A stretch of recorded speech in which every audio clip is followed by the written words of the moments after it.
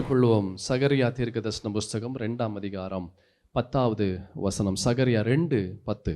சீயோன் குமாரத்தியே, கெம்பீரித்து பாடு, இதோ நான் வந்து உன் நடுவில் வாசம் பண்ணுவேன் என்று கர்த்தர் சொல்லுகிறார். இதோ நான் வந்து உன் நடுவிலே வாசம் பண்ணுவேன். ஆண்டவர் வந்து ஒரு குடும்பத்திலையோ இல்லை ஒரு மனிதனுடைய வாழ்க்கையிலையோ அவர் வந்து இருந்தா அந்த மனிதனுடைய வாழ்க்கை ரொம்ப வித்தியாசமாக இருக்கும். ஆண்டவர் இருப்பதற்கும் ஆண்டவர் இல்லாமல் இருப்பதற்கும் எண்ணற்ற வித்தியாசங்கள் இருக்கும். அல்லேலூயா, ஆமென். நான் விசுவாசிக்கிறேன், என் தேவனாகிய கர்த்தர் உங்கள் ஒவ்வொருவருக்குள்ளாகவும் அவர் கடந்து வந்து உங்களுடைய வாழ்க்கையில் அநேக காரியங்களை அவர் செய்து கொண்டு இருக்கிறார் என்று நான் நம்பி விசுவாசிக்கிறேன். அல்லேலூயா. பரிசுத்த வேதத்தில் 3 பேர் இந்த இயேசுவை தன் நடுவிலே அவர்கள் கொண்டு வந்தார்கள். முதலாவது யாரு கொண்டு வந்தா என்று பார்த்தோம். யாரு கொண்டு வந்தா? பர்த்திமேயு. ஆமென். கர்த்தர் நம் நடுவில் வந்து வாசம் செய்ய வேண்டும் என்றால் இந்த முதல் விஷயம் ரொம்ப முக்கியம். Never ever give up. ஒருபோதும் உங்களுடைய முயற்சி என்ன செய்யாதீங்க, விட்டு விடக்கூடாது. அல்லேலூயா. மார்க் எழுதின சுவிசேஷம் 10ஆம் அதிகாரம் 46ஆம் வசனத்திலிருந்து 52ஆம் வசனம் முடிய வேகமாக நாம் பார்க்கலாம். பின்பு அவர்கள் எரிகோவுக்கு வந்தார்கள். அவரும் அவருடைய சீஷர்களும் திரளான ஜனங்களும் எரிகோவை விட்டு புறப்படுகிற போது திமேயுவின் மகனாகிய பர்த்திமேயு என்கிற ஒரு குருடன் வழி அருகே உட்கார்ந்து பிச்சை கேட்டுக்கொண்டு இருந்தான். அவன் நசரேயனாகிய இயேசு வருகிறார் என்று கேள்விப்பட்டு, இயேசுவே, தாவீதின் குமாரனே, எனக்கு இரங்கும் என்று கூப்பிடத் தொடங்கினான். அவன் பேசாதிருக்கும்படி அநேகர் அவனை அதட்டினார்கள். அவனோ, தாவீதின் குமாரனே, எனக்கு இரங்கும் என்று முன்னிலும் அதிகமாய் கூப்பிட்டான். இயேசு நின்று அவனை அழைத்து வர சொன்னார். அவர்கள் அந்த குருடனை அழைத்து, திடன்கொள், எழுந்திரு, உன்னை அழைக்கிறார் என்றார்கள். உடனே அவன் என்ன செஞ்சாரு? தன் மேல் வஸ்திரத்தை எறிந்து விட்டு எழுந்து இயேசுவினிடத்திலே அவன் கடந்து வந்தான். இயேசு அவனை நோக்கி, நான் உனக்கு என்ன செய்ய வேண்டும் என்கிறாய் என்றார். அதற்கு அந்த குருடன், ஆண்டவரே, நான் பார்வை அடைய வேண்டும் என்றான். இயேசு அவனை நோக்கி, நீ போகலாம், உன் விசுவாசம் உன்னை ரட்சித்தது என்றார். உடனே அவன் பார்வை அடைந்து வழியிலே இயேசுவுக்கு பின்பாக அவன் சென்றான். இங்க பார்த்தோம், இந்த Bartimaeus, he was a beggar, he was blind, he was always, he has to be dependent. 3 காரியம் இருந்தது இந்த பர்த்திமேயுடைய வாழ்க்கையில். முதலாவது அவன் குருடனாக இருந்தான், 2வது அவன் பிச்சை கேட்கிறவனாக இருந்தான், 3வது அடுத்தவர்களை சார்ந்து இருக்கக்கூடிய ஒரு நிலை அவனுடைய நிலையாக இருந்தது. இப்படிப்பட்ட நிலையில் இருக்கக்கூடிய இந்த மனிதனுடைய வாழ்க்கை எப்படி மாறினது? அதுக்கு முதல் விஷயம், he recognized who Jesus was. இந்த இயேசு யார் என்று அவன் தெரிந்திருந்தான். 2வது இவனுடைய நிலை, இப்படிப்பட்ட ஒரு நிலை எப்படி மாறினது? he recognized the people around. ஜனங்கள் யார் என்று, அவனை சுற்றி இருக்கிற ஜனங்கள் யார் என்று அவன் அறிந்திருந்தான். 3வது இப்படிப்பட்ட ஒரு நிலை எப்படி இவனுடைய வாழ்க்கையில் மாறினது? 3வது he recognized who he was. அவன் யார் என்று அவன் அறிந்திருந்தான். அல்லேலூயா, ஆமென். அது ரொம்ப முக்கியம். ரொம்ப இயேசு யார் என்று அறிந்திருக்கணும், நம்மை சுற்றி இருக்கிற ஜனங்கள் யார் என்று அறிந்திருக்கணும், 3வது நாம் யார் என்று அறிந்திருக்கணும். அந்த வசனத்தை பார்த்தோம். மார்க் எழுதின சுவிசேஷம் 10ஆம் அதிகாரம் பார்த்தோம். 49வது வசனத்தை பாருங்களேன். இயேசு நின்று அவனை அழைத்து வர சொன்னார். அவர்கள் அந்த குருடனை அழைத்து, திடன்கொள், எழுந்திரு, உன்னை அழைக்கிறார் என்று சொன்னார்கள். உடனே அவன் என்ன செய்றான்? தன் மேல் வஸ்திரத்தை அவன் எறிந்து விட்டு அவன் எழுந்து அவன் இயேசுவினிடத்துல வந்தான். அற்புதமே வரல, இன்னும் விடுதலையே நடக்கல, எதுவுமே நடக்கல. ஆனால் என்ன செஞ்சான்? தன் மீது இருந்த வஸ்திரத்தை அவன் எறிந்து விட்டு அவன் போனான். அந்த வஸ்திரம் காலையில் அதை விரித்து அதில் எல்லாரும் பணம் போடுவாங்க. அல்லேலூயா. பணத்தை வாங்கக்கூடியதாக இருந்தது. இரவில் அதை எடுத்து அவன் போற்றி கொள்வான் குளிருக்கு. அல்லேலூயா. இங்கே ஆண்டவர் கூப்பிட்டாருன்னு சொன்ன மாத்திரத்தில் எந்த ஜனங்கள் இந்த பர்த்திமேயை வந்து அதட்டினார்களோ, திட்டினார்களோ, அதே ஜனங்கள் சொல்கிறாங்க, இயேசு உன்னை கூப்பிடுறாரு, நீ போ, எழுந்திரு, திடன்கொள், அவர் உன்னை அழைக்கிறார். சொன்ன மாத்திரத்தில் அற்புதமே வரல. மேல் வஸ்திரத்தை அவன் தூர எறிந்து விட்டு அவன் போனான். ஏன் மேல் வஸ்திரத்தை எறிந்து விட்டு போனான்? முதலாவது, he wanted to change his identity. அவனுடைய அடையாளத்தை மாற்ற நினைத்தான். அவனுடைய அடையாளத்தை மாற்ற நினைத்தான். நமக்கு என்ன அடையாளம் நாம் மாற்ற நினைக்கிறோம்? அல்லேலூயா. என்ன அடையாளம் நமக்கு இருக்கு? ரட்சிக்கப்படுவதற்கு முன்பதாக ஒரு அடையாளம் இருந்தது, ரட்சிக்கப்பட்ட பிறகு ஒரு அடையாளம் நமக்கு உண்டு. ஆனால் இப்போ என்ன அடையாளம் நம்முடைய வாழ்க்கையில் இருக்கு? என்ன அடையாளத்தை நாம் மாற்ற நினைக்கிறோம்? ரெண்டாவது நம்ம பார்த்தோம், உடனே அவன் மேல் வஸ்திரத்தை எரிந்து விட்டு அவன் இயேசுவின் இடத்துல அவன் ஓடுகிறான். அற்புதமே வரல, விடுதலையே வரல, வருவதற்கு முன்பதாகவே அவன் எரிந்து விட்டு போனான். ஏன்? ரெண்டாவது, he wanted to get rid of his past. அவனுடைய கடந்த காலத்தை நினைப்பூட்டுகிற எல்லாவற்றையும் அவன் விட்டுட்டு அவன் ஓட பார்த்தான். அல்லேலூயா. கடந்த காலத்தில் இருக்கிற காரியங்களை, கடந்த காலத்தை நினைப்பூட்டுகிற எல்லா விஷயத்திலிருந்து அவன் வெளியே வர நினைத்தான். உங்கள் வாழ்க்கையில் அற்புதங்கள் வர வேண்டும் என்றால், நல்லா கவனமாக கேளுங்க, உங்கள் வாழ்க்கையில் அற்புதம் வர வேண்டும் என்றால் அவரை மாத்திரம், ஆண்டவராக இயேசுவை மாத்திரம் நம்பி சார்ந்து விசுவாசிக்கும் போது, எதெல்லாம் இருந்தால் இயேசுவின் இடத்துல போக முடியாது என்று எதெல்லாம் தடையாக இருக்கிறதோ, எதையெல்லாம் இருந்தால் பழைய நினைவுகளை கொண்டு வருமோ அதை தூர எறிந்து விட்டு இயேசுவின் இடத்துல நீங்கள் கடந்து வரும்போது இதுவரைக்கும் இல்லாத அளவிற்கு ஒரு ஆசீர்வாதத்தை இந்த இயேசு உங்களுடைய வாழ்க்கையில் கொடுக்க வல்லமையுடையவராக இருக்கிறார். அல்லேலூயா. You cannot serve two masters. 2 எஜமான்களுக்கு ஊழியம் செய்ய முடியாது. ஆமென். 1 கொரிந்தியரின் புஸ்தகம் 10ஆம் அதிகாரம் 21ஆம் வசனம். வேகமாக கர்த்தருடைய வார்த்தைக்கு நேராக நாம் கடந்து போகலாம். நீங்கள் கர்த்தருடைய பாத்திரத்திலும் பேய்களுடைய பாத்திரத்திலும் பானம் பண்ணக்கூடாதே. நீங்கள் கர்த்தருடைய போஜன பந்திக்கும் பேய்களுடைய போஜன பந்திக்கும் பங்குள்ளவர்களாய் இருக்கக்கூடாது. ஏதோ ஒண்ணுதான் இருக்கணும், ஏதாவது ஒண்ணுதான் இருக்கணும். ஒன்று ஆண்டவர் இருக்கணும், இல்லை உலகம் இருக்கணும். ஒன்று நம்ம ஆசை இருக்கணும், இல்லை கர்த்தருடைய ஆசை இருக்கணும். ஒன்று கர்த்தருடைய அடையாளம் இருக்கணும், இல்லை உலகத்தினுடைய அடையாளம் இருக்கணும். ஒன்று கர்த்தர் நம்முடைய வாழ்க்கையில் செய்த நன்மைகளுடைய நினைவுகள் இருக்கணும், இல்லை உலகத்தினுடைய ஆசைகள், உலகத்தினுடைய காரியங்கள், அந்த நினைவுகள் இருக்கணும். ஏதாவது ஒன்று தான் இருக்கணும். அல்லேலூயா. 2 இருக்கக்கூடாது, ஜஸ்ட் 1. அதுதான் நம்ம ஆண்டவரிடத்துல இன்னும் அதிகமாய் அற்புதங்களை பெற்றுக்கொள்ளும்படியாக செய்யும். என்ன நினைவு உங்ககிட்ட இருக்கு? எந்த கடந்த கால நினைவுகளை இன்னும் யோசித்து கொண்டு இருக்கிறீங்க? அதான் சொன்ன, 2 எஜமான்களுக்கு ஊழியம் செய்ய முடியாது. அல்லேலூயா. இந்த வசனத்தில் அப்போஸ்தலனாகிய பவுல் ரொம்ப அழகான ஒரு காரியத்தை சொல்றாரு. நீங்கள் கர்த்தருடைய பாத்திரத்திலும் பேய்களுடைய பாத்திரத்திலும் பானம் பண்ணக்கூடாதே. நீங்கள் கர்த்தருடைய போஜன பந்திக்கும் பேய்களுடைய போஜன பந்திக்கும் பங்குள்ளவர்களாய் இருக்கக்கூடாதே.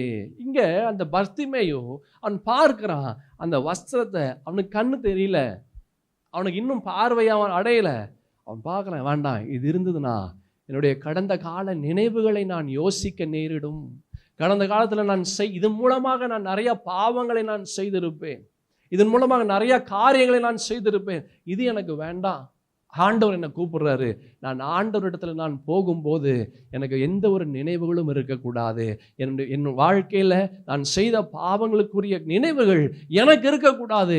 எல்லாவற்றையும் அவன் தூர எறிந்து விட்டு அவன் ஓடினான். யோசுவான் புஸ்தகத்தில் யோசுவா ரொம்ப அழகான ஒரு காரியத்தை அவர் சொல்லுகிறார். 24ஆம் அதிகாரத்தில் ஒரு அழகான ஒரு விஷயத்தை பார்க்க முடியும். 15வது வசனத்தை யோசுவா ஒரு அழகான ஒரு விஷயத்தை சொல்லுகிறார். கர்த்தரை சேவிக்கிறது உங்கள் பார்வைக்கு ஆகாததாய் கண்டால் பின்ன யாரை சேவிப்பீர்கள் என்று இன்று தெரிந்து கொள்ளுங்கள் என்று யோசுவா இஸ்ரவேல் ஜனங்களை பார்த்து அவர் சொல்றார். அவர் என்ன சொல்றாரு? கர்த்தரை சேவிக்கிறது உங்கள் பார்வைக்கு ஆகாததாய் கண்டால் பின்ன யாரை சேவிப்பீர்கள்? நீ ஆண்டவரை சேவிக்காதபடி, கர்த்தருடைய வார்த்தை உனக்குள்ளாய் இல்லாதபடி, கர்த்தருடைய நினைவுகள் உனக்குள்ளாய் இல்லாதபடி வேற எது உனக்குள்ளாக இருக்கும்? வேற எது உனக்குள்ளாக இருக்கும்? நதிக்கு அப்புறத்தில் உங்கள் பிதாக்கள் சேவித்த தேவர்களை சேவிப்பீர்களோ? நீங்கள் வாசம் பண்ணுகிற தேசத்துக்கு குடிகளாகிய எமோரியரின் தேவர்களை சேவிப்பீர்களோ? நானும் என் வீட்டாருமோ என்றார். நாங்க கர்த்தரை தான் சேவிப்போம். நீ யாரை வேணாலும் சேவி, நீ எது வேணாலும், எந்த நினைவுகள் வேணாலும் உனக்குள்ளாக நீ கொண்டு வா. ஆனால் எங்களுக்குள்ளாக நானும் என் வீட்டாருமோ என்றால் என் குடும்பமாக நாங்கள் இந்த ஆண்டவரை தான் நாங்கள் சேவிப்போம். எங்களுக்குள்ளாக ஆண்டவர் மாத்திரம்தான் இருக்கிறார். அவருடைய நியமங்கள், அவருடைய கட்டளைகள், அவருடைய வார்த்தைகள் மாத்திரம் தான் இருக்கிறது. வேற எது எங்களுக்கு வேண்டாம். உன்னிடத்துல என்ன இருக்கிறது? ஹல்லேலூயா. உன்னிடத்துல என்ன இருக்கிறது? What is inside you? உன்னிடத்துல என்ன இருக்கிறது? யோசுவா சொல்றாரு, நானும் என் வீட்டாருமோ என்றால் நாங்கள் ஆண்டவரை தாங்க சேவிப்போம். நாங்கள் கர்த்தரை சார்ந்து தான் இருப்போம். கர்த்தரை தான் நாங்கள் பற்றி கொள்வோம். வேற எதையும் நாங்கள் பற்றி கொள்ள மாட்டோம். வேற எதையும் நாங்கள் சார்ந்து இருக்க மாட்டோம். எங்கள் உடல், பொருள், ஆவி, ஆத்மா, சரீரம் அது ஆண்டவரை சார்ந்து இருக்கும். அல்லேலூயா. இந்த பர்த்திமேயு வந்து சொல்றாங்க, யார் அவனை அதட்டினார்களோ, யாரு நீ சுமாரு சுமாரு சுமாருன்னு யாரு சொன்னார்களோ அவங்க சொல்றாங்க, தினன்குள் எழுந்துரு, அவர் உன்னை அழைக்கிறார். சொன்ன மாத்திரத்திலே கண்ணு தெரியல, ஆனா மேல இருக்கிற வஸ்திரத்தை தூர எரிஞ்சிட்டான். ஏன்? இது இருக்கிற வரைக்கும் என்ன செய்யும்? பழைய நினைவுகளை கொண்டு வரும். இது இருக்கிற வரைக்கும் என்ன செய்யும்? பழைய காரியங்களை எனக்கு கொண்டு வரும். இது எனக்கு வேண்டாம். ஏன்? ஆண்டவர் இடத்துல நான் போகிறேன், அவர் என்னை புதிய மனிதனாக என்னை மாற்றப் போகிறார். ஹல்லேலூயா. உங்க வாழ்க்கையில அற்புதங்கள் வேண்டும் என்றால், உங்களுடைய வாழ்க்கையில அடையாளங்களையும் ஆசீர்வாதத்தையும் பெற்றுக்கொள்ள வேண்டும் என்றால், எது உங்களுக்கு தடையா இருக்கிறதோ, என்ன நினைவுகள், எந்த காரியங்கள் உங்களுக்கு தடையா இருக்கிறதோ அதை தூர எரிஞ்சு விட்டு வாங்க. கர்த்தர் உங்களை புதிய மனிதனாக மாற்ற வல்லமை உடையவராக இருக்கிறார். எத்தனை பேர் விசுவாசிக்கிறீங்க? ஹல்லேலூயா. ரோமர்கள் நிருபத்தில் 6ஆம் அதிகாரம் 16ஆம் வசனத்தில் வேகமாக பரிசுத்த வேதத்திலே இந்த வார்த்தையை நாம் பார்க்கலாம். 6ஆம் அதிகாரம் 16ஆம் வசனம். மரணத்திற்கு ஏதுவான பாவத்துக்கானாலும் நீதிக்கு ஏதுவான கீழ்ப்படிதலுக்கானாலும் எதற்கு கீழ்ப்படியும்படி உங்களை அடிமைகளாக ஒப்பு கொடுக்கிறீர்களோ அதற்கே கீழ்ப்படுகிற அடிமைகளாய் இருக்கிறீர்கள் என்று அறியீர்களா? மரணத்திற்கு ஏதுவான பாவத்திற்கா இல்ல நீதிக்கு ஏதுவான கீழ்ப்படிதலா? எது நமக்குள்ளாக இருக்கிறது? எதற்கு நம்ம கீழ்ப்படுகிறோம்? எதை சார்ந்து இருக்கிறோம்? எதை அதிகமா நம்ம நேசிக்கிறோம்? எது நம்மளுடைய கவனத்தை ஈர்க்கிறது? அதற்கு கீழ்ப்படுகிற அடிமைகளாய் இருக்கிறீர்கள் என்று அறியீர்களா? நமக்குள்ளாக எது அதிகமா இருக்குது? ஆண்டவர் அதிகமா இருக்கிறாரா இல்ல உலகத்தின் ஆசைகள் அதிகமா இருக்கிறதா? You cannot serve two masters. ரெண்டு எஜமான்களுக்கு நீங்கள் ஊழியம் செய்ய முடியாது. அல்லேலூயா. ஆமென். ஏதாவது ஒன்று தான் இருக்கணும். Anything just either this or that. ஏதாவது ஒன்று தான் இருக்கணும். தீர்க்கதரிசி எலியா வந்து அவர் கேட்கிறார். 1 ராஜாக்களின் புஸ்தகம் 18ஆம் அதிகாரம் 21ஆம் வசனத்தில் தீர்க்கதரிசி எலியா வந்து ஒரு அழகான ஒரு வார்த்தையை வந்து ஜனங்களை பார்த்து, இஸ்ரவேல் ஜனங்களை பார்த்து ஒரு அழகான ஒரு வார்த்தையை வந்து தீர்க்கதரிசி கேட்கிறாரு. அப்பொழுது எலியா சகல ஜனத்தண்டைக்கும் வந்து, நீங்கள் எந்த மட்டும் 2 நினைவுகளால் குந்தி குந்தி நடப்பீர்கள், கர்த்தர் தெய்வமானார் அவரை பின்பற்றுங்கள், பாகால் தெய்வமானார் அவனை பின்பற்றுங்கள் என்றான். ஜனங்கள் பிரதித்திரமாக அவனுக்கு ஒன்றும் சொல்லவில்லை. பாருங்க, இது ஜனங்கள்லாம் யாரு? கர்த்தருடைய ஜனங்கள். இந்த ஜனங்கள்லாம் யாரு? ஆண்டவர் இடத்துல ஆசீர்வாதத்தை பெற்றவர்கள். இந்த ஜனங்கள் எல்லாம் யாரு? ஆண்டவர் இடத்துல நன்மைகளை பெற்றுக்கொண்ட ஜனங்கள். எல்லாம் வாய மூட்டிட்டு சும்மா இருக்கிறான். அல்லேலூயா. ஏன்? அவனுக்குள்ளாக 2 எஜமான்கள் இருந்தார்கள். ஒன்று ஆண்டவராகி கர்த்தர், அடுத்தது பாகாலு. ஆண்டவருக்கும் அவன் ஊழியம் செஞ்சான், பாகாலுக்கும் ஊழியம் செஞ்சான். இன்று அநேக கிறிஸ்தவர்கள் இப்படிதான். கர்த்தருக்கும் நம்ம வந்து ஞாயிற்றுக்கிழமை ஆராதனையில, நம்ம ஆண்டவருடைய ஆராதனையில நம்ம இங்கேயும் வந்து பங்கு பெறுவோம். இது முடித்து நம்ம வெளியே போனோன்னே உலகத்தின் காரியத்திலே நம்ம பங்கு பெறுவோம். திங்களிலிருந்து சனிக்கிழமை முடிய உலகத்தானா இருப்போம். ஞாயிற்றுக்கிழமை அந்த கொஞ்ச நேரம் மாத்திரம் கிறிஸ்தவனாக இருப்போம். அல்லேலூயா. உலகத்தானுக்கும் நமக்கும் எந்த ஒரு வித்தியாசமே இல்லை. உலகத்தானை விட இன்னும் அதிகமாக மோசமான காரியத்தை செய்யக்கூடியவர்கள் கிறிஸ்தவர்களாக இருக்கிறார்கள். அதான் தீர்க்கதரிசி எலியா கேட்கிறாரு, நீ எந்த மட்டும் 2 நினைவுகளோடு நீ குந்தி குந்தி நடப்ப. அல்லேலூயா. You cannot serve 2 masters. எது உனக்குள்ளாக ஆண்டவரிடத்துல போக முடியாத அளவிற்கு எது உனக்கு தடையாய் நிற்கிறது? அல்லேலூயா. எது உனக்கு தடையாய் நிற்கிறது? எந்த சால்வையை நீ போர்த்தி கொண்டு இருக்கிறாய்? எந்த சால்வையை போர்த்தி கொண்டு இருக்கிற? அந்த சால்வை சிலருக்கு நினைவுகளாக இருக்கும், சிலருக்கு பாவமாக இருக்கும், சிலருக்கு பழக்க வழக்கமாக இருக்கும். இந்த சால்வை உன்னோடு இருக்கிறது. அதோடு நீ ஆண்டவர் இடத்துல போய் கர்த்தருடைய சமூகத்தில் நீ நிலையாய் நிற்கலாம் என்று நினைத்தாய், ஆனால் உனக்கு நன்மைகளை கொடுக்காது, உனக்கு ஆசீர்வாதத்தை கொடுக்காது. அதான் நம்ம கொரிந்தியர்ல அப்போஸ்தலனாகிய பவுல் சொல்றாரு, நீ கர்த்தருடைய பாத்திரத்திலையும் நீ பேய்களுடைய பாத்திரத்திலையும் நீ பங்கு பெற முடியாது. You cannot do it. அது நடக்காது. அது உனக்கு நன்மைகளை கொண்டு வராது. மாறாக என்ன ஆகும், உன்னுடைய வாழ்க்கையில் இருக்கிற எல்லா நன்மைகளையும் அது எடுத்து விடும். யாக்கோபின் புஸ்தகத்துல கூட ஒரு வார்த்தையை பார்க்க முடியும். 1ஆம் அதிகாரத்துல 8ஆம் வசனத்தை பாருங்களேன். இருமனம் உள்ளவன் தன் வழிகளெல்லாம் எப்படி இருக்கிறான், நிலையற்றவனாய் இருக்கிறான். இருமனம் உள்ளவன் தன் வழிகளெல்லாம் நிலையற்றவன். 2 மனம், ஏதாச்சும் ஒன்றுதான் இருக்கணும், ஏதாவது ஒன்றுதான் இருக்கணும். 2 மனம், இரு மனம் உள்ளவன் தன் வழிகளெல்லாம் எப்படி இருக்கிறான், நிலையற்றவனாக இருக்கிறான். அதே யாக்கோபுல 4:4 நீங்க பாருங்களேன். அதே யாக்கோபன், விபச்சாரரே விபச்சாரிகளே, உலக சிநேகம் தேவனுக்கு விரோதமான பகை என்று அறியீர்களா? உலக சிநேகம் என்னது? தேவனுக்கு விரோதமான பகை. ஆண்டவரும் வேணும், உலகமும் வேணும், அந்த பைபிளும் வேணும், உலகத்தினுடைய காரியங்களும் வேண்டும்.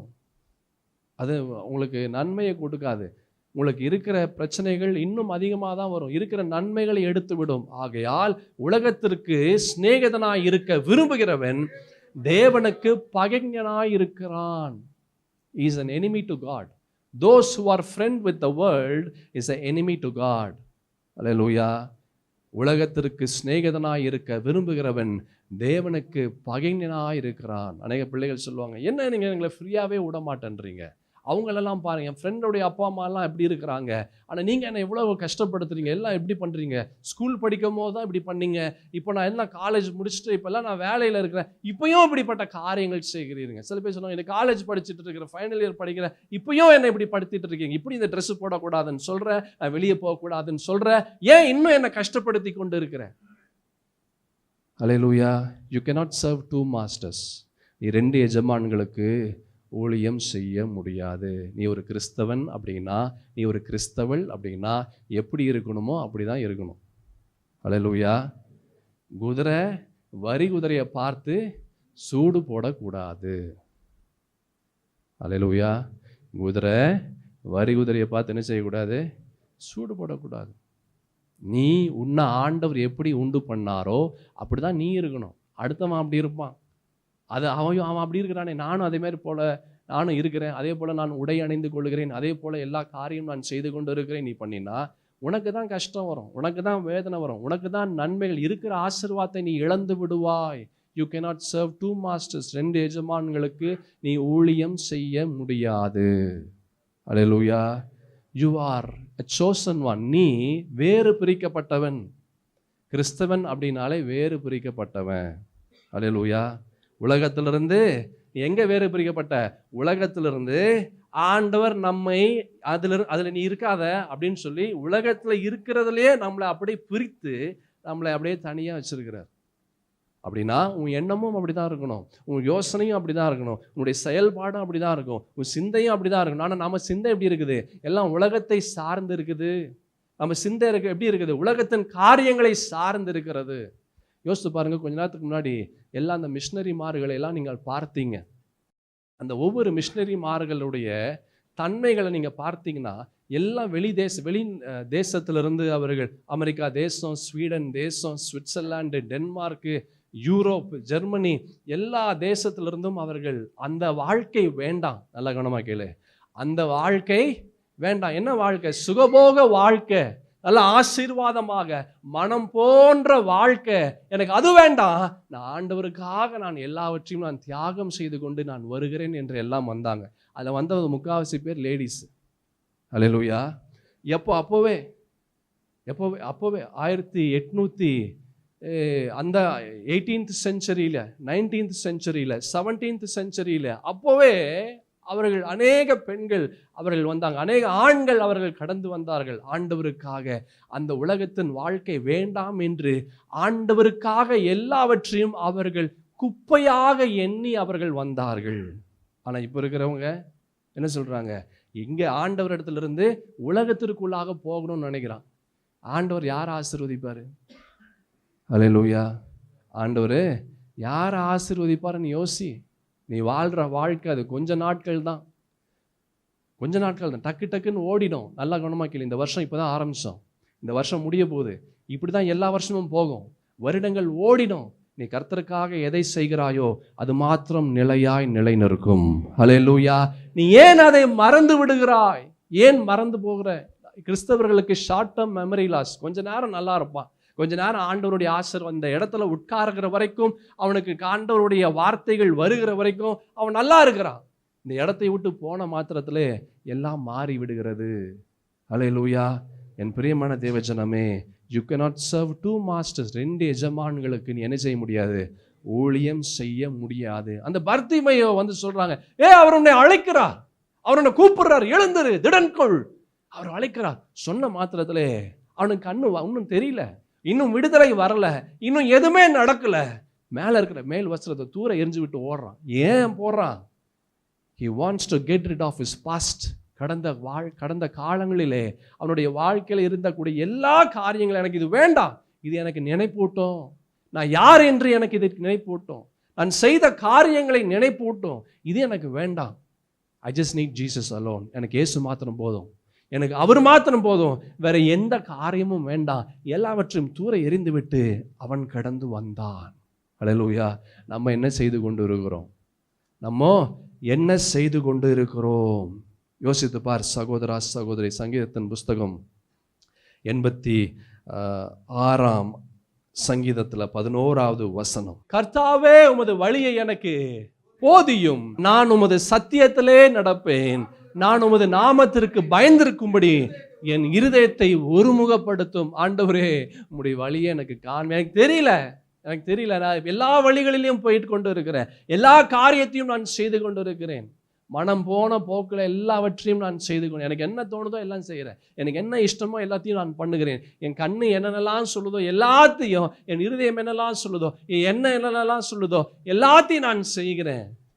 ஆண்டவரே, உம்முடைய வழியை எனக்கு என்ன செய்யுங்க, எனக்கு போதிங்க, எனக்கு சொல்லுங்கப்பா, நான் என்ன செய்யணும்னு எனக்கு சொல்லுங்க, நான் என்ன பண்ணணும்னு எனக்கு சொல்லுங்க, உம்முடைய சத்தியத்தில் என்னை நடத்துங்க, நான் உமது நாமத்திற்கு பயந்திருக்கும்படியாக உமக்கு பயப்படுகிற ஒரு பயத்தை எனக்கு கொடுங்கப்பா, உமக்கு பயப்படுகிற பயத்தை கொடுங்க, என்னுடைய இருதயத்தை ஒருமுகப்படுத்துங்க. அப்படின்னா உமக்கு நேரே என்னுடைய இருதயம் கடந்து வரும்படியாக ஒரே காரியத்தை யோசித்து, ஒரே காரியத்தை சிந்தித்து, ஆண்டவராக இயேசுவை மாத்திரமே இந்த இருதயத்தை சுமக்கும்படியாக என்னுடைய இருதயத்தை ஒருமுகப்படுத்துங்க. அல்லேலூயா. இருதயத்தை ஒருமுகப்படுத்துங்க. What is that you are holding on to? எதை நீ பிடித்து கொண்டிருக்கிற? ஆண்டவருடைய சமூகத்திலையும் நீ சென்று எதை நீ பிடித்து கொண்டிருக்கிறாய்? அல்லேலூயா. எதை பிடித்து கொண்டிருக்கிறாய்? You cannot serve two masters. 2 எஜமான்களுக்கு என்ன செய்ய முடியாது? நீ ஊழியம் செய்ய முடியாது. ஒருவனை நீ பகைப்பாய், ஒருவனை நீ சிநேகிப்பாய். ஒருவனுடைய வார்த்தைக்கு செவி கொடுப்பாய், ஒருவனுடைய வார்த்தைக்கு செவி கொடுக்க மாட்டாய். You cannot serve two masters. 2 எஜமான்களுக்கு ஊழியம் செய்ய முடியாது. உன் வாழ்க்கை அழிஞ்சிரும், உன் வாழ்க்கை அழிந்து விடும். இப்போ நல்லா இருப்பதை போல இருக்கும், எப்படி அழியுதுன்றது உனக்கே தெரியாது, எப்படி அழியும் என்று உனக்கு தெரியாது.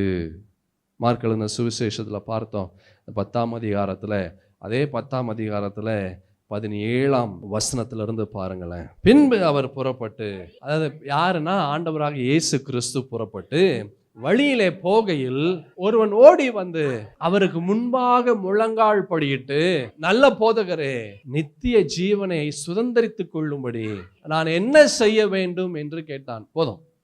ரொம்ப புத்திசாலியான ஒரு நபர். அல்லேலூயா. ரொம்ப புத்திசாலியான ஒரு ஆள். அவர் கேட்கிறார், நித்திய ஜீவனை நான் பெற்றுக்கொள் அப்படின்னு என்ன? நான் சாகவே கூடாது, நான் சாகவே கூடாது, நான் எப்போவுமே உயிரோடு இருக்கணும். நித்திய ஜீவன்னா அதுதான் நித்திய ஜீவன், எப்போவுமே நான் உயிரோடு இருக்கணும். என்ன வார்த்தையை சரியான ஆள்கிட்ட அவன் கேட்டான். அல்லேலூயா. ஆமென். சரியான காரியத்தை சரியான நபர் இடத்துல கேட்டான். இதுக்கு ரொம்ப சரியான அறிவு இருக்கணும். அல்லேலூயா. அநேகருக்கு அறிவில்லாமல் ஜனங்கள் வந்து ஒன்றுமில்லாமல் கீழே சங்காரம் பண்ணி கொண்டு ஒன்றும் இல்லாமல் அழிந்து கொண்டு இருக்கிறாங்க அறிவு இல்லாததுனால. ஆனால் இவன் ரொம்ப அறிவுள்ளவன். அல்லேலூயா. ரொம்ப ஞானவான். ஞானமான வார்த்தையை ஞானமான நபர்கிட்ட போய் கேட்குறான், நித்திய ஜீவனை அடைவதற்கு நான் என்ன செய்ய வேண்டும்? அல்லேலூயா. இன்றைக்காவது ஆண்டவர் இடத்துல ஞானமாக கேட்டிருக்கிறீங்களா? ஆண்டவரே, ஐயோ என் தலைவலியை சுகமாக்குங்க, ஆண்டவரே என்னுடைய கடன்லேருந்து நான் விடுதலை அடையணும். எப்போ பார்த்தாலும் இதுதான். ஒன்று கடன், இல்லை வியாதி, இல்லை பிரச்சனைகள், இதுதான். இன்றைக்காவது ஞானமாய் ஏதாவது கேட்டிருக்கிறீர்களா?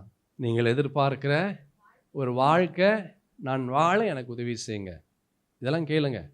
நீங்கள் நான் எப்படி இருக்கணும்னு நீங்கள் நினைக்கிறீங்களோ அப்படி நான் இருக்க எனக்கு உதவி செய்யுங்க. உம்மை மாத்திரம் நான் எண்ணுகிற ஒரு நினைவுகளை தாருங்க. நான் ஒவ்வொரு நாளும் நான் காலை எழுந்த நேரத்திலிருந்து இரவு நான் தூங்க போகிற நேரம் வரைக்கும் நான் என்ன செய்யணும், நான் என்ன பண்ணணும், நான் என்ன பேசணும், நான் எப்படி நடந்துக்கணும். ஆண்டவரே, நீங்கள் உம்முடைய ஞானத்தினாலே, உம்முடைய ஆலோசனையின்படி, உம்முடைய அறிவின்படி, உம்முடைய வார்த்தையின்படி எனக்குள்ளாக நீர் வாசம் செய்யுங்க. அல்லேலூயா. அறிவு இல்லாததுனால, புத்தி இல்லாதனால, ஞானம் இல்லாதனால அநேகருடைய வாழ்க்கையிலே அநேக காரியங்களை நாம் இழந்து கொண்டு இருக்கிறோம். அல்லேலூயா. இங்க புத்தியாய் இந்த நபர் வந்து கேட்கிறார், ஆண்டவரே, நித்திய ஜீவனை சுதந்தரித்துக் கொள்வதற்கு நான் என்ன செய்ய வேண்டும்? நான் என்ன செய்ய வேண்டும்? அப்போ பாருங்க, ஆண்டவர் ஒரு விஷயத்தை சொல்றாரு. விபச்சாரம் செய்யாதிருப்பாயாக, கொலை செய்யாதிருப்பாயாக, களவு செய்யாதிருப்பாயாக, பொய் சாட்சி சொல்லாதிருப்பாயாக, வஞ்சனை செய்யாதிருப்பாயாக, உன் தகப்பனையும் உன் தாயையும், பாருங்க, உன் தகப்பனையும் உன் தாயையும், உனக்கு நித்திய ஜீவன் வேணும்னா என்ன செய்யும்? உன் தகப்பனையும் உன் தாயையும் கனம் பண்ணு. நீ என்ன பண்ற? நீ ஏதாச்சும் ட்ரெஸ்ஸு கேட்டு உனக்கு உங்கள் அம்மா வாங்கி தரல, உங்கள் அப்பா வாங்கி தரலன்னா நீ மூஞ்ச கோணிக்கிற. ஏற்கனவே கோணி தான் இருக்குது, ஏற்கனவே கோணி தான் இருக்குது. இன்னும் கோணி கோணி பண்ணிட்டு இருக்கிற. வீட்டில் ஒரு வேலையும் செய்ய மாட்டேன்ற, ஆனால் எல்லாத்தையும் வாங்கி தரணும்னு மாத்திரம் கேட்குற. ஒரு தண்ணி எடுத்துகிட்டு வானா கை வலிக்குது, கால் வலிக்குதுன்ற. என்ன வெட்டி முறிச்ச? ஒன்றுத்தையும் வெட்டி முறிக்கல. சும்மாவே வந்து சோஃபாவை தேய்ச்சி சோஃபாவை ஓட்ட பண்ணி விட்டேன். உட்காந்து சோஃபாவையும் பாயையும் ஓட்ட பண்ணி விட்டேன். ஒரு வேலை செய்கிறது கிடையாது. ஒரு வேலையும் செய்யாமல் உனக்கு வந்து ட்ரெஸ்ஸு வேணும், ட்ரெஸ்ஸுக்கு ஏற்ற கம்மல் வேணும், அதுக்கேற்ற வந்து உனக்கு ஜிமிக்கி வேணும், அதுக்கேற்ற வளையல் வேணும், அதுக்கேற்ற கொலுசு வேணும், அதுக்கேற்ற செருப்பு வேணும், அதுக்கேற்ற கிளிப்பு வேணும். நீ மொட்டையாக்கிடுவ. நீ என்ன பண்ணுற? உங்கள் அப்பா அம்மாவை நீ மொட்டையாக்கிற. பாவம், அந்த மனுஷன் கஷ்டப்பட்டு அவர் ரத்தத்தை வந்து வேர்வையாக சிந்தி போய் உழைத்து கொண்டு வந்தால் நீ அதை வாங்கி கொடு, இதை வாங்கி கொடுன்னு மொட்டையாக்கி விட்டுற. ஏம்மா காசு இல்லாமன்னா கடனையாச்சும் வாங்கி கொடுன்ற. அப்படிப்பட்ட பிள்ளைகள்லாம் இருக்கிறீங்க. என்னிடத்துல நிறைய பேர் வந்து சொல்லுவாங்க, நம்ம சபை விசுவாசிகளும் சொல்லியிருக்கிறாங்க. போன வாரம் கூட ஒருத்தர் சொன்னார், சும்மா ட்ரெஸ்ஸு கேட்குறாங்க.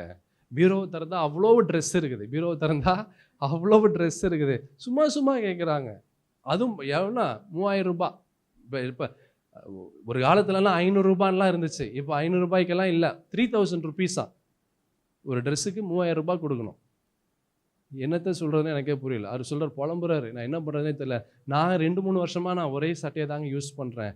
பாருங்கள், என் செருப்பை பாருங்கன்னு பார்த்தா பரிதாபமாக இருக்குது.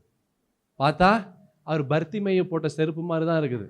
அவருடைய செருப்பும் அவருடைய உடைகளும் யாருடைய உடை மாதிரி இருக்குது? பர்த்திமைய உடைய போல தான் இருக்குது அவருடைய உடையும் செருப்பும். ஆனால் அவன் வீட்டில் அதை வாங்கி கொடு, இதை வாங்கி கொடு, நச்சு அந்த மனுஷன் எங்கே. அதனால தான் அவர் வீட்டுக்கே வரமாட்டேன்றார் போல. நைட்டு 10 மணிக்கு வர்றாரு. எப்பா இதுங்க வந்தால் நம்மளை வந்து ரொம்ப பிடுங்கி எடுத்துருதுங்க. அதனால் நைட்டு வேலைன்னு சும்மாவே வந்து அவர் சொல்லிவிட்டு நைட்டு ரொம்ப லேட்டாக வர்றார். என் பிரியமான தேவஜனமே, இந்த பரிசுத்த வேதத்தில் பார்க்கிறோம், ஞானமாக புத்தியாக ஒருவன் வந்து கேட்குறான் ஆண்டவர் இடத்துல, நித்திய ஜீவனை நான் அடைய என்ன செய்யணும்? அப்போ ஆண்டவர் சொல்ல, உன் தகப்பனையும் உன் தாயையும் நீ என்ன செய்ய? கனம் பண்ணு. எதுக்கு? நித்திய ஜீவனை அடையக்கூடிய குவாலிட்டி, அதற்குரிய தகுதி. அல்லேலூயா. அப்படின்னா உன் வாழ்க்கையில் நீ சாகவே கூடாது அப்படின்னா உன் தகப்பனையும் தாயும் என்ன செய்ய? நீங்கள் கேட்கலாம், ஐயா எப்படிங்க சாகாமல் இருக்கிறது? கண்டிப்பாக செத்து தான் ஆகணும். நீ செத்தாலும் உன்னால் உயிரோட வர முடியும். அதுதான் கிறிஸ்தவ வாழ்க்கையினுடைய அடிப்படை. அல்லேலூயா. கிறிஸ்தவ வாழ்க்கையினுடைய அடிப்படை. நம்ம மரிச்சிடலாம், ஆனால் ஆண்டவருடைய வருகையின் போது செத்த சரீரம் உயிர் பெறும். அது உயிர் பெறணும்னா கர்த்தருடைய வார்த்தையின்படி நம்முடைய வாழ்க்கை இருக்கணும். கர்த்தருடைய வார்த்தையின்படி நம்முடைய வாழ்க்கை இல்லை அப்படின்னா நீ உயிர் பெற முடியாது. அதுக்கு குவாலிட்டி என்ன, அதற்குரிய அடையாளங்கள் என்ன, அதற்குரிய தகுதி என்ன? அதுதான் ஆண்டவராகிய இயேசு கிறிஸ்து சொல்றாரு. விபச்சாரம் செய்யாதிருப்பாயாக, கொலை செய்யாதிருப்பாயாக, களவு செய்யாதிருப்பாயாக, பொய் சாட்சி சொல்லாதிருப்பாயாக, வஞ்சனை என்னங்க? துரோகம். அல்லேலூயா. துரோகம். நான் துரோகமே பண்ணலங்க. நல்லா கவனமா கேளு. இங்க இருக்கிற என்னுடைய சிஸ்வா சபை விசுவாசியை நல்லா கவனமா கேளு. துரோகம் நான் பண்ணவே இல்லைங்க. எத்தனை துரோகம் ஆண்டவருக்கு நீ பண்ற யோசித்து பார். அல்லேலூயா. இப்படிப்பட்ட எண்ணம் வந்திருக்குதான்னு யோசித்து பார். ஆண்டவருக்கு எத்தனை துரோகம் பண்ணியிருக்கிறேன்னு யோசித்து பார். ஆண்டவருக்கு கொடுக்க வேண்டிய நேரத்தை நீ எத்தனை நாள் உலகத்திற்கு நீ கொடுத்திருக்கிறாய். கர்த்தரை நீ முதன்மையாக வைக்காம நீ மற்ற காரியத்திற்கு நீ முதன்மை இடத்தை நீ கொடுத்திருக்கிறாய். இதெல்லாம் துரோகம் தான். அல்லேலூயா. இதெல்லாம் துரோகம். உன் பார்வையில நீ துரோகத்தை பார்த்தீங்கன்னா உனக்கு எதுவுமே தெரியாது. கர்த்தருடைய பார்வையிலே பாரு. அல்லேலூயா. வஞ்சனை செய்யாதிருப்பாயாக. வஞ்சனை என்னென்ன துரோகம் ஆண்டவருக்காக செஞ்சிருக்கிறோம். நம்முடைய நேரத்தில் என்னென்ன துரோகம் செஞ்சுருக்கிறோம், நம்முடைய தன்மையில் என்னென்ன துரோகம் செஞ்சுருக்கிறோம், நம்முடைய சுவாபத்தில் என்னென்ன துரோகம் செஞ்சுருப்போம். என்னென்ன துரோகம் செஞ்சு யோசித்து பாருங்க. கிறிஸ்துவின் தன்மை நமக்குள்ளாக இருந்து வந்திருக்குதா, இல்லை பிசாசின் தன்மை நமக்குள்ளாக இருந்து வந்துதா? அது எல்லாமே துரோகம் தான். பிசாசின் தன்மை வந்துச்சுன்னா ஆண்டவருக்கு துரோகம் பண்ணுறோம்.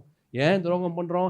கர்த்தர் கொடுத்த சரீரத்தில் கர்த்தருக்கு விரோதமான காரியங்கள் செய்கிறோம். தேவன் நமக்கு ஜீவனை கொடுத்திருக்கிறார். தேவன் நமக்கு நன்மையான காரியங்களை செய்திருக்கிறார். இந்த நன்மையான காரியங்களை ஜீவனை கொடுத்த இந்த ஆண்டவருக்கு நீ என்ன செய்கிற? நீ துரோகம் செய்கிறாயா? யோசித்து பார் சகோதரா, சகோதரி. உனக்கு செத்தாலும் திரும்ப உயிரோட வரணுமா? செத்தாலும் உயிரோட வரணுமா? வரணும் அப்படின்னா இந்த விஷயங்கள் எல்லாம் இருக்கா என்று பார். உன் தகப்பனையும் உன் தாயும் கனம் பண்ணுவாயா என்கிற கற்பனைகளை அறிந்திருக்கிறாயே என்றான். அதற்கு அவன், போதகரே, இவைகளை எல்லாம் என் சிறு வயது முதல் கை கொண்டு இருக்கிறேன் என்றான். இயேசு அவனை பார்த்து அவனிடத்தில் அன்பு கூர்ந்தார். ஏன் தெரியுமா அன்பு கூர்ந்தாரு? அவன் சொன்னதெல்லாம் உண்மை. அல்லேலூயா. அவன் பரவாயில்ல, இவன் புத்திசாலி மாத்திரம் அல்ல, இவன் கரெக்டா எல்லாவற்றையும் செஞ்சுட்டான். இவன் புத்திசாலி மாத்திரம் அல்ல, கரெக்டா எல்லாவற்றையும் அவன் செய்து விட்டான். ஆண்டவர் என்ன செஞ்சாரு? என்னங்க செஞ்சாரு? அவனிடத்தில் அன்பு கூர்ந்து, அன்பு கூர்ந்து அவர் சொல்றார், உன்னிடத்தில் எல்லாம் ஓகேப்பா, நீ சொன்னதெல்லாம் சந்தோஷம். I am so happy, I am so happy. உன்னிடத்துல நான் சந்தோஷமா இருக்கிறேன். உன்னிடத்துல நான் எப்படி இருக்கிறேன்? நான் சந்தோஷமா இருக்கிறேன். ஆண்டவர் நம்மை பார்த்து இப்படி சொன்னா எவ்வளவு நல்லா இருக்கும். அல்லேலூயா. ஆண்டவர் நம்மை பார்த்து உன்னிடத்துல நான் சந்தோஷமா இருக்கிறேன் அப்படி சொன்னா எவ்வளோ நமக்கு சந்தோஷமா இருக்கும். இப்படிதான் ஆண்டவர் சொன்னார், நான் சந்தோஷமா இருக்கிறேன், ஆனா உன்னிடத்துல ஒரு குறை உண்டு.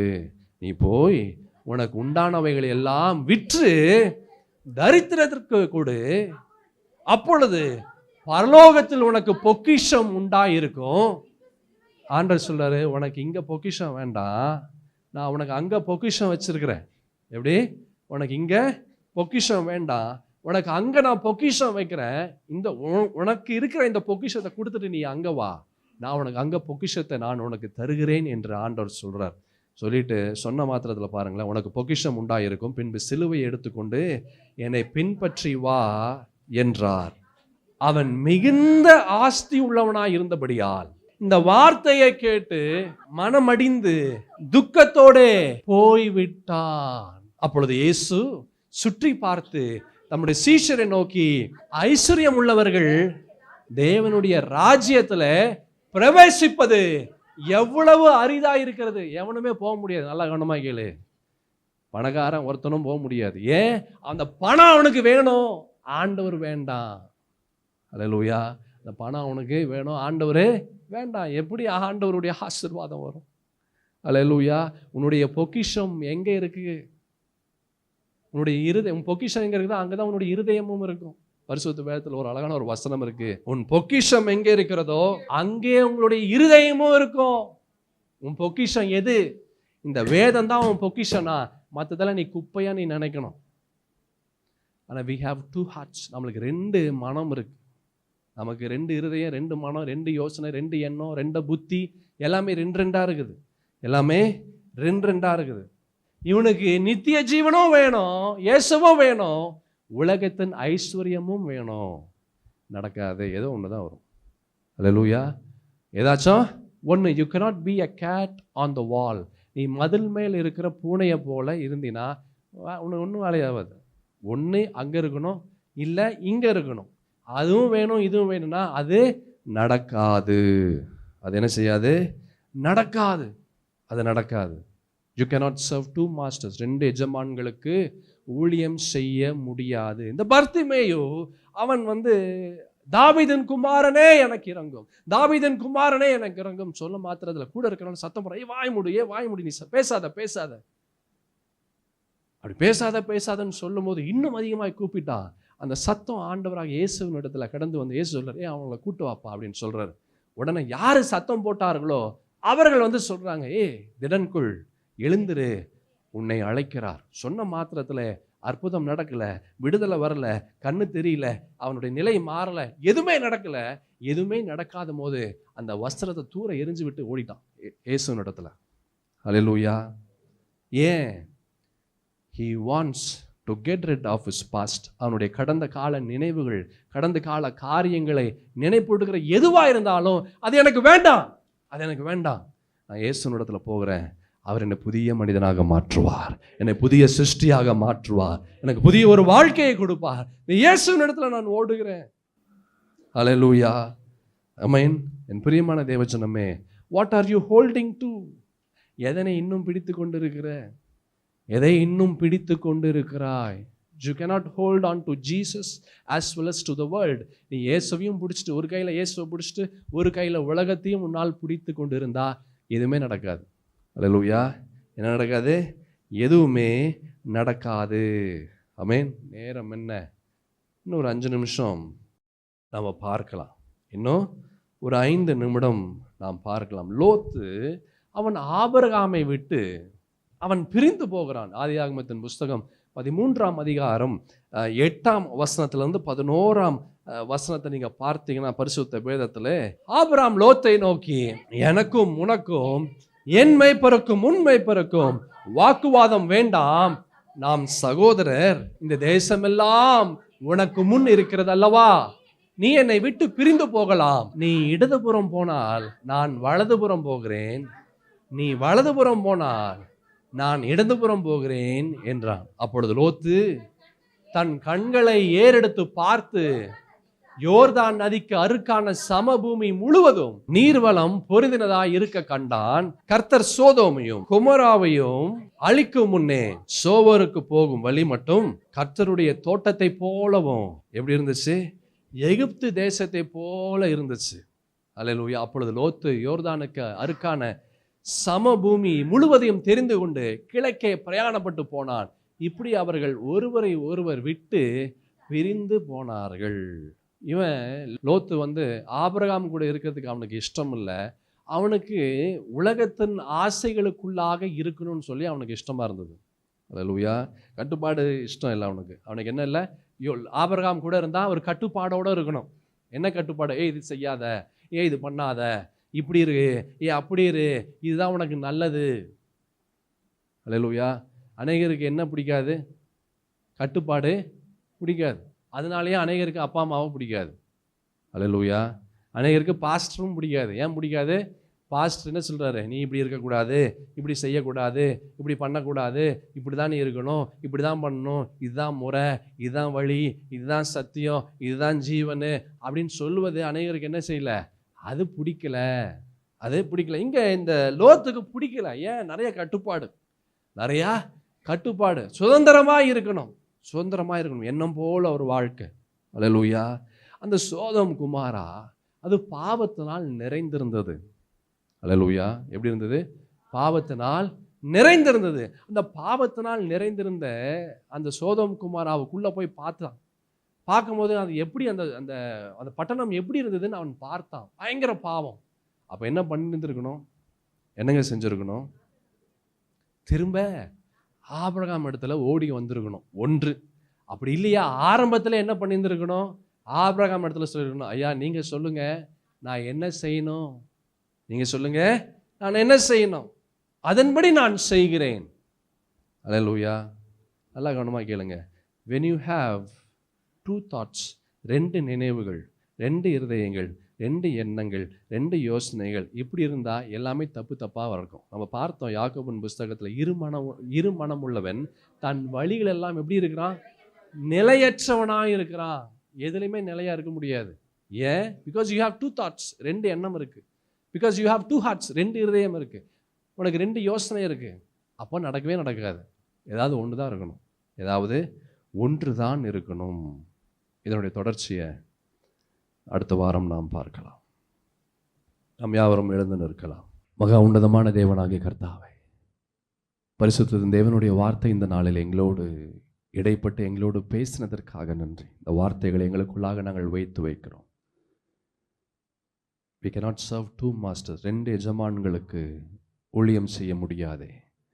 தேவனாகிய கர்த்தாவே, உண்மையை நம்பி உண்மையை சார்ந்து உண்மையே நாங்கள் பற்றி இருக்கிறோம். உடல், பொருள், ஆவி, ஆத்மா, சரீரத்தை இயேசுவை உமக்காக நாங்கள் ஒப்பு கொடுக்கிறோம். நீரே எங்களுக்குள்ளாய் கடந்து வாருங்க. நீர் சொல்லுகிற வார்த்தையை மாத்திரம் நாங்கள் கேட்கிறோம். நீர் சொல்லுகிற காரியத்தை மாத்திரம் நாங்கள் செய்கிறோம்.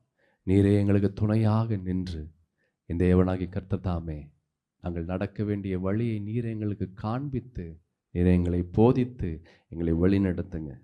நீரே எங்களுக்கு துணையாய் நிற்பீராக. வேறு ஒன்றுமே நம் உலகமோ, உலகத்தின் காரியங்களோ, உலகத்தின் ஆசைகளோ எதுவுமே எங்களுக்கு வேண்டாமப்பா. நீர் மாத்திரம் போதும், நீர் மாத்திரம் போதும், நீர் மாத்திரம் எங்களுக்கு வேண்டாம். ஆண்டவரே, இந்த வருடத்தின் கடைசி நாட்களிலே நாங்கள் இருக்கிறோம். மீதம் இருக்கிற நாட்கள் சமாதானமாக, சந்தோஷமாக, கிறிஸ்து உடையவர்களாக நாங்கள் மீதம் இருக்கிற நாட்களை கடந்து வர உதவி செய்வீராக. இந்த வாரம் முழுவதும், இந்த மாதம் முழுவதும் நன்மையும் கிருபையும் சமாதானமும் சத்தியமும் வழிநடத்தும். இதே எங்களுக்கு துணையாய் நின்று காரியங்களை வாய்க்க செய்வீராக. தேவனாகிய கர்த்தர் தாமே உடைய வார்த்தை கொண்டு எங்களை நீர் பலப்படுத்தினதற்காக நன்றி. எங்களோடு நீர் பேசினதற்காக நன்றி. எங்களை ஆசீர்வதித்ததற்காக நன்றி. இயேசுவின் நாமத்தில் துதிக்கிறேன் என் நல்ல பிதாவே. ஆமேன், ஆமேன். ஆத்துமாவே கர்த்தரை ஸ்தோத்திரி. என் முழு உள்ளமையார் பரிசுத்த நாமத்தை ஸ்தோத்திரி. என் ஆத்துமாவே கர்த்தரை ஸ்தோத்திரி. அவர் செய்த சகல உபகாரங்களையும் மறவாதே. ஆமென். நம் ஆண்டவராகிய இயேசு கிறிஸ்துவின் கிருபையும் பிதாவாகிய தேவனுடைய அன்பும் பரிசுத்தாவின் ஐக்கியமும் சமாதானமும் சந்தோஷம் வழிநடத்துதலும் நம் அனைவரோடும் இன்றும் என்றும் சதா காலமும் இயேசுவினுடைய வரிய பிரிந்தமிருந்து தாங்கி பலப்படுத்தி வழிநடத்துவதாக. ஆமென்.